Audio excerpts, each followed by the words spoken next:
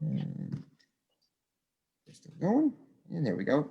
Good afternoon. My name is Justin Villard from the Committee of 70. Welcome to our latest installment of Philly Youth Vote students taking over the Studio C70 platform as we prepare for the November 3rd general election.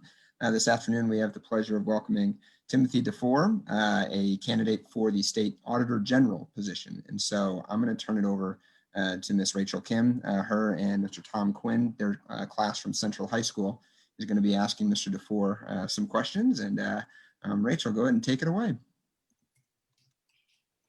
Mr. DeFoor, thank you so much for joining us. We're really grateful for your time. Again, my name's Rachel Kim. We're from Central High School. This is our 7th period social science class. They're all 12th graders. And we're hoping you could share a little bit about yourself and also about the position of Auditor General to start us off. Yeah, absolutely. From the beginning, I'm currently Dauphin County Controller, and I am in my second term. And basically what the responsibilities of the Dauphin County Controller are I'm the fiscal watchdog for Dauphin County. I'm the one who is responsible for performing all the performance audits of all the state row offices, and also the checks and balances on how Dauphin County's tax dollars are being spent. And I'm also responsible for paying Dauphin County's bills. My office has the checkbook for the county. And one of the things that we do once we receive a bill and an invoice in, we determine whether or not that invoice should be paid based on several different criteria. One, if there's a contract, and two, if it's an actual bill and not something that's necessarily fraudulent. And a little bit about me. I live in Susquehanna Township, which is just north of the city of Harrisburg. My education, I have an associate's degree from Harrisburg Area Community College, and I have a bachelor's degree from the University of Pittsburgh, and I have a master's degree in project management from Harrisburg University. And I've been Dauphin County Controller since 2015. And when I was elected in 2015, I was the first African-American in the history of Dauphin County to ever be elected as a row officer. And last year, I was fortunate enough to be reelected without any opposition. As far as my career, I like to say my career started off as a special investigator with the State Inspector General's office, where I investigated government fraud, waste, and abuse, and also contractor fraud, waste, and abuse. And from there, I was then recruited by the Attorney General's office, where I conducted fraud investigations and criminal investigations regarding violations of the Medicaid Fraud Control Act, and also some prescription drug diversion.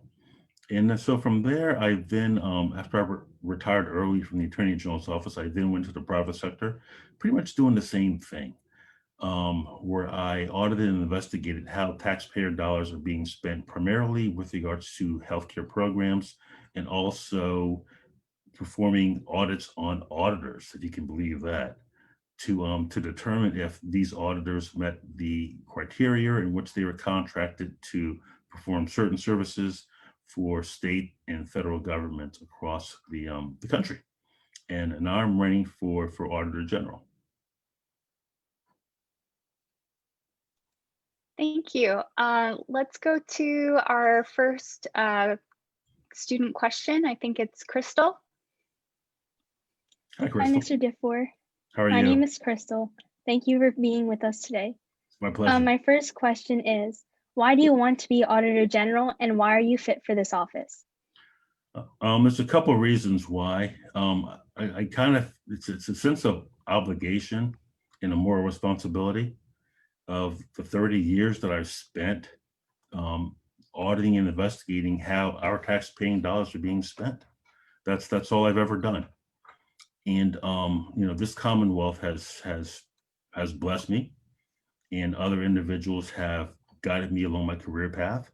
And I never was one to get involved with politics. However, that changed when I was asked to run for Dauphin County Controller in 2015. And I looked at it at two different ways. One was that, my entire career has been spent auditing and investigating how taxpayer dollars have been spent, but also as a sense of community. The community that I live in, being able to serve my community. And, one of the things that I had a conversation several months ago with a good friend of mine, and I referred to myself as an elected official. And he kind of stopped me midstream and said, "Tim, I've known you for years. You are not an elected official. You're a public servant because of what I do within the controller's office and what I do in the community." So it's a combination of those two that I just felt an obligation to run. And as far as I believe the other part of the question was, why do I believe that I would be a good Auditor General? It's because this is all I've done, is the type of work that the Auditor General has done. And that is to assure that the tax-paying dollars that taxpayers are paying are being spent appropriately by government, and that doesn't always happen.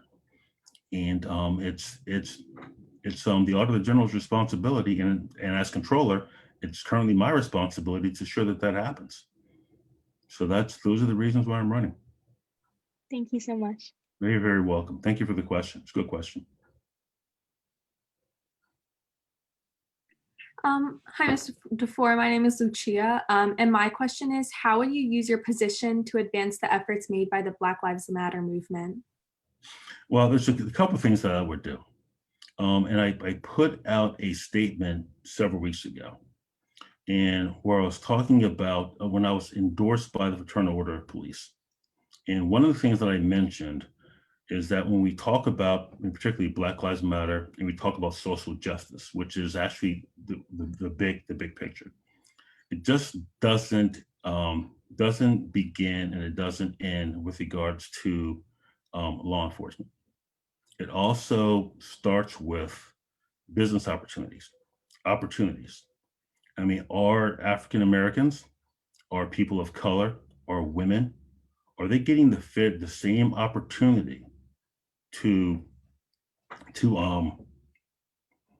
the same opportunities as others in the business world, and also the same opportunity with regards to, let's say, like right now we're in a COVID-19 world, and the funding that's being handed out by the state and the federal government are African Americans, are women-owned businesses, and veteran-owned businesses given the same opportunities as everybody else. So to answer your question, as far as the Black Lives Matter movement, it goes beyond that. It goes, and the bottom line is to assure that everything within the Auditor General's power, and keep in mind that the Auditor General is guided by the Pennsylvania Fiscal Code, to ensure that everybody is given the same fair and equal opportunity in the Pennsylvania Fiscal Code as everybody else. I hope that answered your question. Yes, thank you so much. Well, thank you for asking. Thank you. Hi, Mr. DeFoor. Hey, My Justin. name is Justin, and my question is, what will you do to reduce gun violence in Philadelphia? Well, one of the things that I would do, and that's just a little bit outside the scope of what the Auditor General does. And one of the things that I had stated is that the Auditor General is responsible to ensure that your taxpayer dollars are being spent appropriately. However, if there are any initiatives with regards to the gun violence, if there are initiatives and if taxpayer dollars are being spent with regards to gun violence initiatives, my job would be to see that, in fact, whatever those initiatives are, that those resources are in fact provided for those initiatives. And I would do that by way of performing audits. And if it is not, I would make very candid recommendations, not only to the governor, but to the leaders in the state legislature, and also provide recommendations on how to correct those particular issues. But also, and I would be a voice. And I'm retired law enforcement. I'm a retired special agent with the Attorney General's office. Several years ago, I had a cousin, 18 years old, Toledo, Ohio, sitting in his car with his girlfriend, shot in the head and killed. So I know a little, and I know a little something about gun violence. So even though, and that still haunts me to this day, still. And even though it may not fall within the legal requirements of the Auditor General, I still have a voice. Being Auditor General, I would have a voice that would be heard across the state. And although it may not fall within the requirements, I would still use that voice to be an advocate because my family has felt that tragedy. We have. So thank you for your question. Thank you. Hi, Mr. DeFoor. My name is Zion Sykes, and Here's my question to you is, seeing sort of how you answered the last one, that you can use your influence to sort of reflect your voice with certain issues. What do you plan to do about climate change? I'm sorry, you're kind of breaking up. I didn't quite hear. Sorry, what do you plan to do about climate change? Well, here's climate change. It's happening. And I know recently the governor had an initiative with regards to reducing the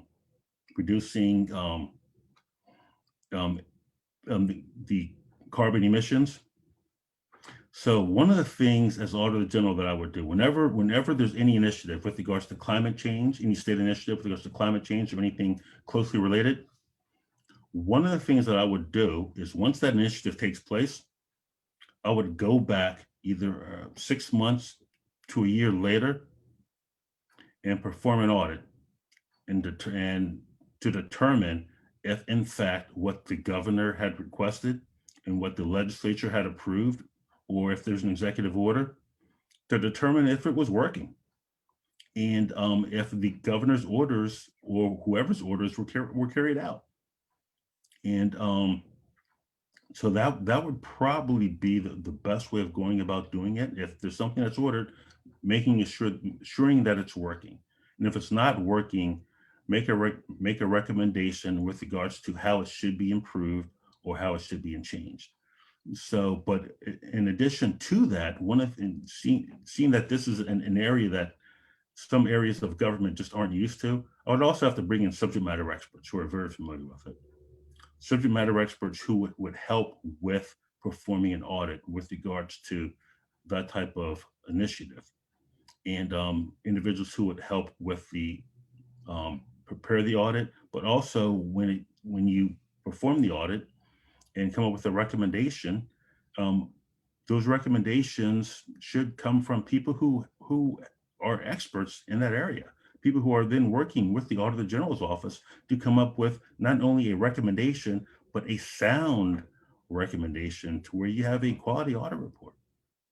So I would bring in those subject matter experts to help with the Auditor General's office, because this is an area that isn't necessarily new well, that is kind of new to state government, but also new to the Auditor General's office. So you would have to bring in those subject matter experts.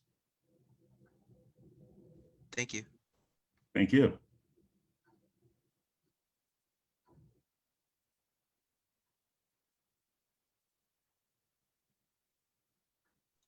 Next, we have Jackie. Hi, Jackie. Jackie, do you want to share your question? So Jackie had a little bit of a problem. Zion, maybe you could ask the next question. Do you Oh, see? okay. Yeah, okay, I can do that. So, Philadelphia is currently the poorest big city in the U.S., and our homeless population is extremely large. How do you support this large group of people? How would I support?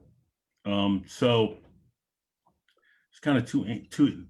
I would answer that in two ways. There's the personal and what I've done and what I would do, but also in the role as Auditor General.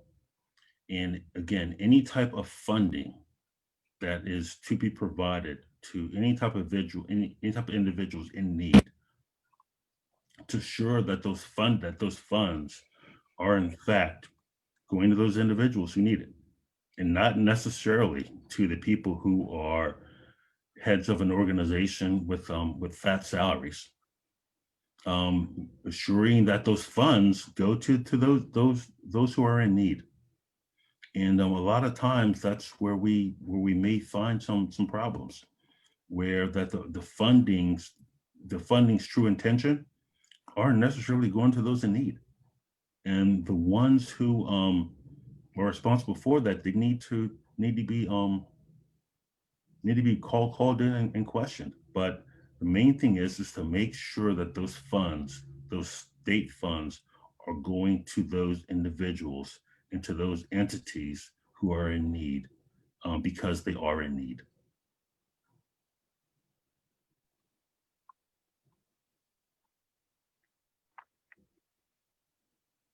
Thank you. Samaya, would you like to ask your question? Yeah, hi, Mr. DeFoor. So You have to. the question I have for you is, why do you think it's important for young people to vote? It's your future. It is your future. And this is in one of the conversations that I have, and I'm located, for those of you who don't know, I'm in Harrisburg. And I do a lot of things in the community, and I speak to a lot of individuals. I'm predominantly African American, and I think I'm a little older than most of you on this Zoom call. So, and one of the things that I constantly talk about is that in order for me to vote, people gave their lives. I mean, when you look at pictures of people getting who were trying to vote, getting beat on bridges, having water hoses turned on them, having dogs sicked on them, who were trying to vote or trying to register people to vote, or marching for the right to vote, that happened in my lifetime. That happened in my lifetime. So in order for me to live where I'm living, in order for me to speak to everybody on the Zoom call, in order for me to run for office, in order for me to vote, people came before me and risked their lives, and in some cases, gave their lives. And if any of us, whether you're Republican, Democrat, Libertarian, or Green Party, if any of us expect any type of change, you start with voting. You start with understanding who you're voting for, who's running for office, and you vote. Regardless of how you vote because somebody gave up something for each of us to vote. And for me, I owe a debt to people that came before me, a debt that, quite frankly, I can never pay back. I can never pay back. So I make sure that I vote in every single election. And as far as I can remember, I've only missed one election, and that was the day before an election. This was like maybe 10 years ago. I was called away on business. Other than that, I don't care if it's just a dog catcher running. I vote. So that's what you can do. Mr. DeFoor, a follow-up question to that question in the chat is, what measures will you take to ensure young people are voting in this election and future elections? Other than meeting with us here today to talk with us about the importance of voting. Well, as far as the initiatives set forth by the state, as far as the legal requirements set forth by the state, to show that they're carried out. I mean, to make voting easier.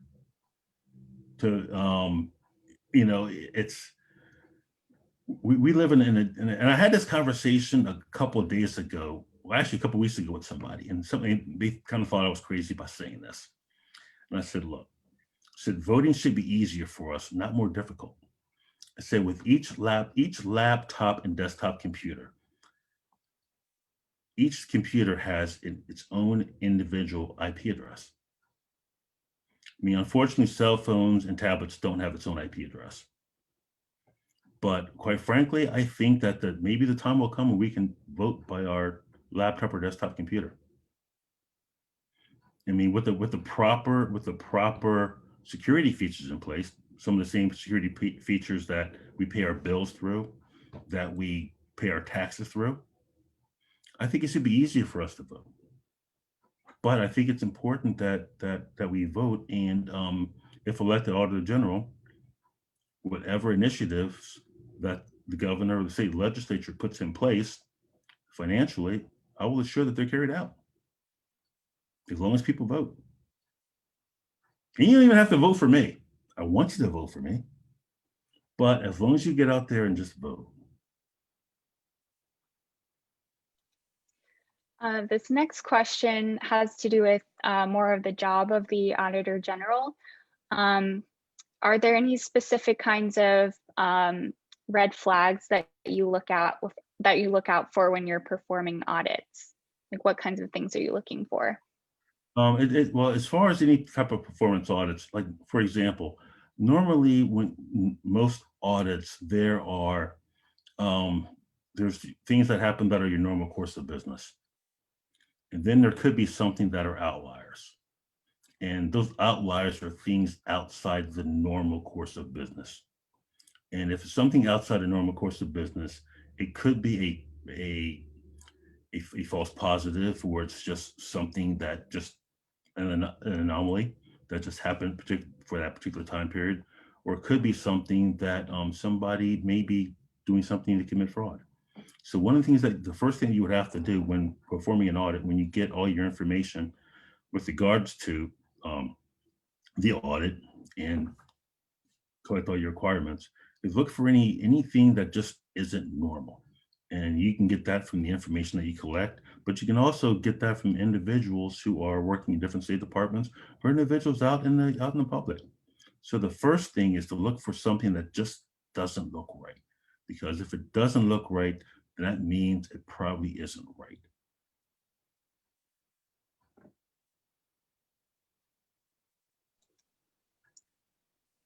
Thank you. Zion says thanks in the chat.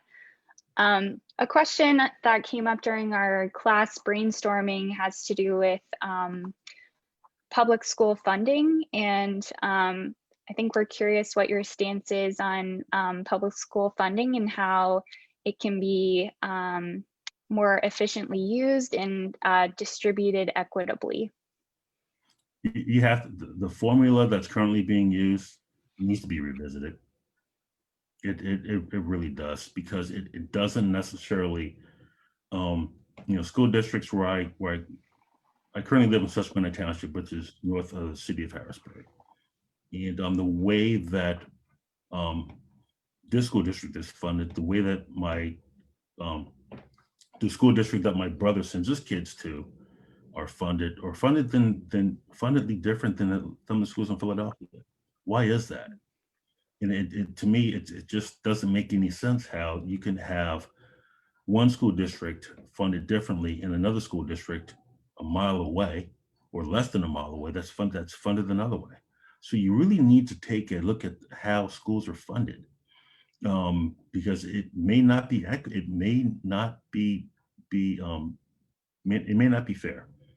It may not, so it's just, you have to take a look at how they're funded, because it's not one size fits all, but you have to make it fair. And because one of the things that you have to consider is not only the school district, but the students that are in the school district, what's best for them. And that's what you have to look at. What's best for those students in that school district. So you may have to change some few things, and that's okay. That's okay, because unfortunately, one of the things that hasn't changed a lot in the past 50 years is government and education. But sometimes you need to reach back and say that are we doing things the right way? Are we doing things that are that's going to help these kids, help the school district? Are there any other questions? Okay, this is from Amina. What has been the most challenging obstacle since working with government officials, I guess, in your current position? Working with government officials? Mm-hmm. Then that's the answer to the question. The answer is in the question. The answer is in the question. but sometimes, I mean, even though, you know, I'm a registered Republican. I think most of you know that, but I consider myself being an innovator and critical thinker. And some would say that's being progressive. Well, call it what you may. But one of the things that sometimes elected officials tend to do is they like things a certain way. And you can't, the way that the world's moving quickly, very quickly, and you have to change with it. Because if you don't change with it, one of these days you're going to be forced to change, and it's going to be costly and it's going to be expensive.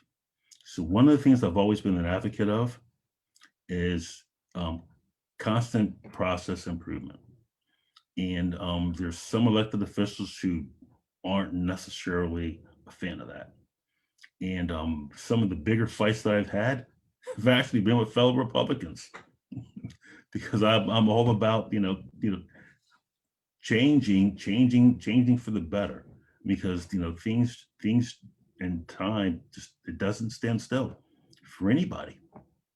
So some of the biggest issues that I've had is trying to talk with and to educate other government officials with regards to changing with the times and changing processes and to making subtle improvements along the way. It's a good question. Another question from the chat. As an auditor, how will you ensure that corrupt politicians that may cheat paying taxes or deprive communities of public services, how will these types of politicians be held accountable? Well, that's a lot. Well, one is the one thing about the Auditor General, when you perform, as far as uncovering fraud, waste, and abuse, and I believe that's what the question was kind of alluding to. The Auditor General is the first line of defense. I mean, so, you know, and, you know, if I get to if the Auditor General's office, or even me as Dauphin County Controller, if we get to a point, whether it's with regards to an elected official or whether it's regards to a business, if we get to the point where we have a reasonable belief that there may be fraud, then we would then refer that to the proper authorities. In my situation now as Dauphin County Controller, we will refer that to the DA's office or the Attorney General's office, depending on the situation. But also with the Auditor General's office, you then also would refer that to the Attorney General's office as well. And when I was with the Attorney General's office, that in fact happened several times, where we had where either the Auditor General or the Inspector General's office would conduct an audit or an investigation, and they believe that fraud may have occurred, then they would then refer to the Attorney General's office, and we would perform our investigation and determine whether or not the case should be prosecuted criminally.